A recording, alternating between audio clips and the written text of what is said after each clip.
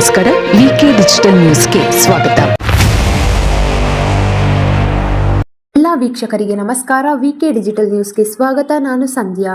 ಸರ್ಕಾರಿ ಉದ್ಯೋಗಕ್ಕಾಗಿ ತಾಯಿಯನ್ನೇ ಸುಪಾರಿ ಕೊಟ್ಟು ಕೊಲೆ ಮಾಡಿಸಿದ ಆರೋಪದಲ್ಲಿ ಬಂಧನಕ್ಕೊಳಗಾಗಿರುವ ಆಯುಷಿ ಶರ್ಮಾ 23 ವಯಸ್ಸು ವಿರುದ್ಧ ತಂದೆಯ ಹತ್ಯೆ ಮಾಡಿರುವ ಆರೋಪ ಕೇಳಿಬಂದಿದೆ. ಆಯುಷಿ ಶರ್ಮಾ ಆರೋಪಿಗಿದ್ದು ಸೋದರ ಮಾವ ಆಕೆಯ ತಂದೆ ವಿಜಯ್ ಶರ್ಮಾ ಅವರ ಸಾವು ನೈಸರ್ಗಿಕ ಸಾವಲ್ಲ ಎಂದು ಸಂಶಯ ವ್ಯಕ್ತಪಡಿಸಿದ್ದಾರೆ. ಅವರ ಸಾವಿನ ಬಗ್ಗೆ ತನಿಖೆಗೆ ಒತ್ತಾಯಿಸಿದ್ದಾರೆ. ಈ ಆರೋಪ ಪ್ರಕರಣಕ್ಕೆ ಹೊಸ ತಿರುವು ನೀಡಿದೆ. ಈ ಬಗ್ಗೆ ಪೊಲೀಸರು ಪರಿಶೀಲನೆ ನಡೆಸುತ್ತಿದ್ದಾರೆ. ಆಸ್ತಿ ಮತ್ತು ತಾಯಿಯ ಸರ್ಕಾರಿ ಉದ್ಯೋಗಕ್ಕಾಗಿ ತನ್ನ ಚಿಕ್ಕಪ್ಪ ಮೋಹನ್ ಸ್ವರೂಪ್ ಮತ್ತು ಸೋದರ ಸಂಬಂಧಿ ಬಲರಾಮ್ ಅಲಿಯಾಸ್ ರವಿ ಜೊತೆಗೂಡಿ ಆಯುಷ್ ಶರ್ಮಾ ತನ್ನ ತಾಯಿಯ ಕೊಲೆ ಸಂಚು ಆರೋಪಿಸಿದ್ದಳು ಎನ್ನಲಾಗಿದೆ. ಬಳಿಕ ಕೊಲೆಗಾಗಿ 7 ಲಕ್ಷ ರೂಪಾಯಿ ಸುಪಾರಿ ನೀಡಿ ಬಾಡಿಗೆ ಹಂತಕರನ್ನು ನೇಮಿಸಿದ್ದಳು ಎಂದು ಮೂಲಗಳು ತಿಳಿಸಿವೆ. ಅದರಂತೆ ಸುಪಾರಿ ಹಂತಕರು ಸ್ಕಾರ್ಪಿಯೋ SUVಯಿಂದ ಡಿಕ್ಕಿ ಹೊಡೆಸಿ ಆಯುಷ್ ತಾಯಿ ನೀರಜ್ ಶರ್ಮಾ ಅವರನ್ನು ಹತ್ಯೆ ಮಾಡಿದ್ದರು. ಬಳಿಕ ಕೊಲೆಯನ್ನು ಅಪಘಾತದಂತೆ ಬಿಂಬಿಸಿದ್ದರು. ನೀರಜ್ ಶರ್ಮಾ 45 ವಯಸ್ಸು, ನ್ಯಾಯಾಲಯದಲ್ಲಿ ಕೆಳ ವಿಭಾಗದ ಗುಮಾಸ್ತೆಯಾಗಿ ಕೆಲಸ ಮಾಡುತ್ತಿದ್ದರು.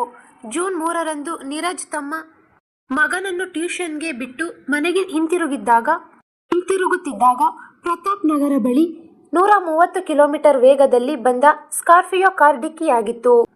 ಈ ವೇಳೆ ಅವರು 100 ಅಡಿಗಳಷ್ಟು ದೂರ ಹಾರಿ ಬಿದ್ದು ಸಾವನ್ನಪ್ಪಿದ್ದರು.